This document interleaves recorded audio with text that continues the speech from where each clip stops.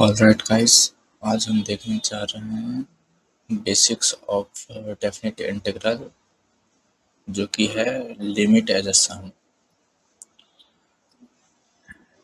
जैसे देख सकते हैं ग्राफ, अगर लिमिट निकालना होगा किसी भी graph area under the curve, तो उसमें कैसे निकालेंगे।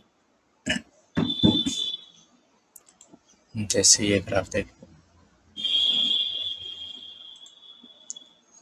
ये इंटीग्रेशन इस एरिया के नीचे का निकालना है, तो हम इसको equal section of currently I have made only 6 strips each of with h,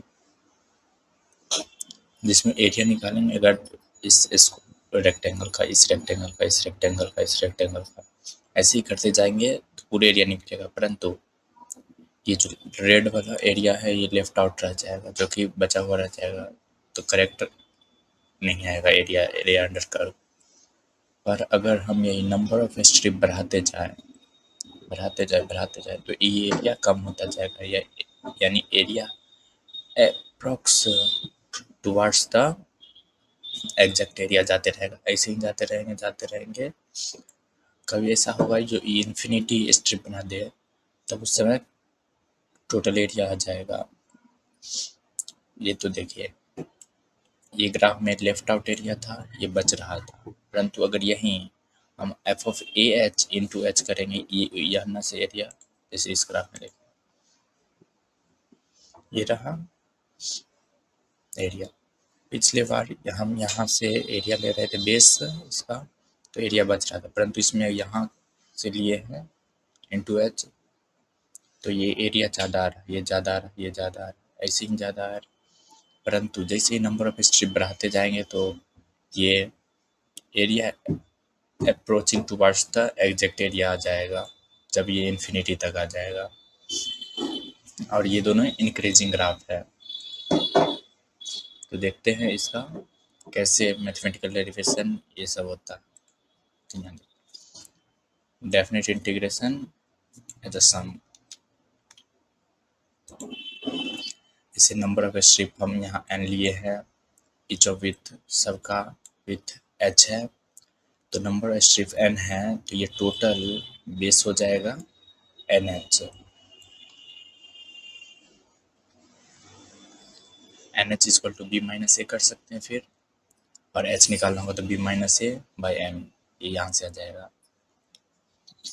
तो यहाँ लोअर लिमिट से निकालेंगे, यानी लोअर सम एरिया, तो ये एरिया है टोटल फर्स्ट बॉक्स का, फिर सेकंड बॉक्स का ये है। तो उसके लिए ये देखिए, बेस हाइट h है और बेस विथ h है, एंड इसका अगर हाइट हम लेंगे, ये हाइट ये क्या हो जाएगा, यहाँ से हाइट इक्वल है तो एफ ऑफ ए, उसी तरह सेकंड का विथ हो जाएगा base with h and F of A H हो जाएगा हाइट। वैसे ही नेक्स्ट का करते जाएंगे, ये लास्ट में अगर n तक ले जाएंगे तो n-1 तक रहेगा लास्ट का एरिया। और यहीं पे अगर हम अपर वाला लेंगे, तो यहाँ अपर सम हो जाएगा h into F of A plus H plus F of A plus 2h। ऐसे ही एफ ऑफ ए प्लस, यहाँ पे एन एच होना चाहिए, यहाँ गलती है, यहाँ पे एन एच होगा, करेक्ट कर देते हैं।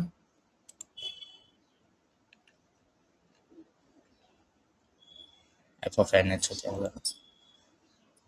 इसी को रीमन लोअर सम कहते हैं, इसको रीमन लोअर सम और इसको रीमन अपर सम कहते हैं।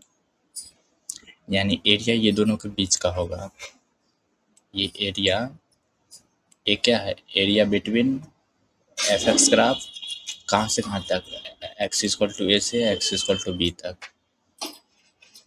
यानी एरिया ये दोनों के बीच में होगा, लोअर सम एंड अपर सम के बीच में।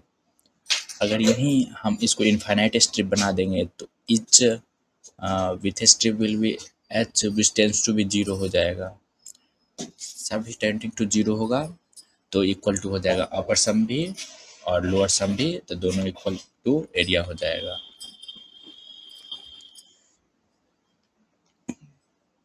इसलिए हम यहाँ पे लिमिट लगा दिए h equal to 0, limit h tends to 0, यहाँ जो एरिया रहा।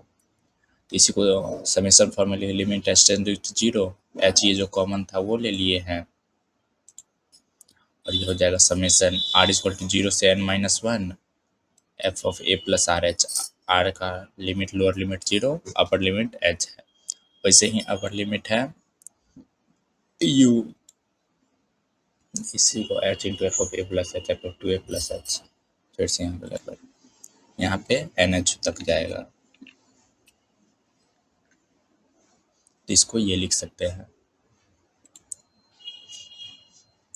इसी को लिमिट लगा के फिर तो यानी इंटीग्रेशन क्या हो गया, integration H T B F of F X into D X is equal to area, और वही है limit H tends to 0 H summation of F of A plus R H, R equal to 0 से n-1, ये lower sum से आया है और ये वाला अपर सम से आया है।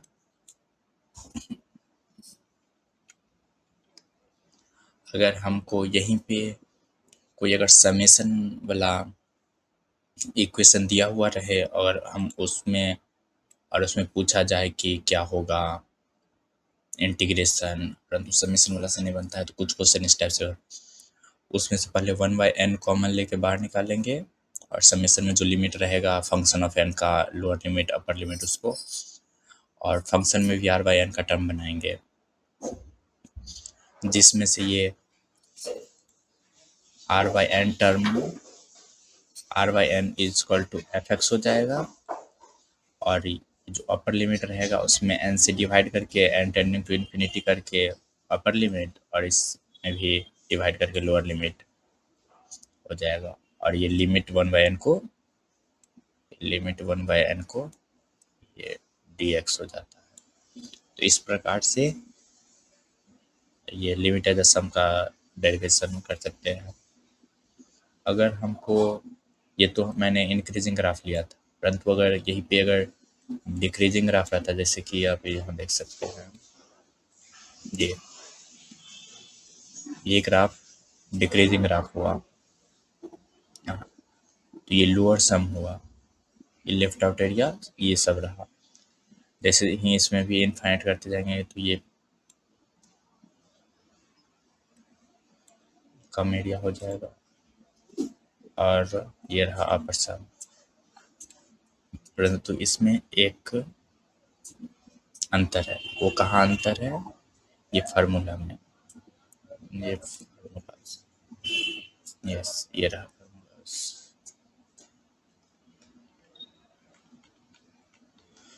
जैसे कि ये देख सकते हैं। अगर डिक्रीजिंग ग्राफ रहेगा तो ये हो जाएगा अपर सम का एरिया, और ये हो जाएगा लोअर सम। ये आप सोचिएगा कैसे होगा। तो यहीं तक आज का क्लास सेशन रखते हैं, मिलते हैं अगले वीडियो में किसी और टॉपिक के साथ।